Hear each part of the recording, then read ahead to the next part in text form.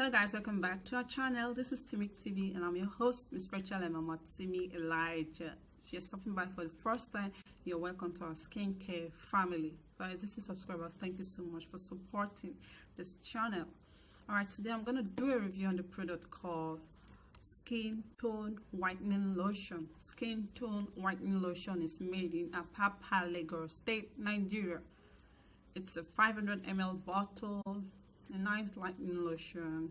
If you need something very cheap to go for, you know, something you can afford, for those of you that cannot go for those products that cost like 3,000, 4,000, 5,000, 8,000, you can go for this. It costs just 900 naira. You can get it between 900 naira to 1,000 naira if you are in Nigeria. Antioxidant, it has sun protection, and it also has papaya extract in it.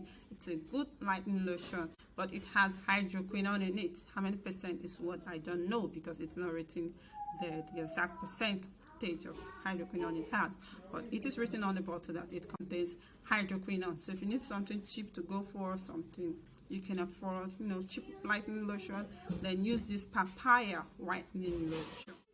This product contains stearic acid, petroleum jelly, cetyl alcohol, papaya extract, antioxidant. I'm going to list all the ingredients in the description box for you to see.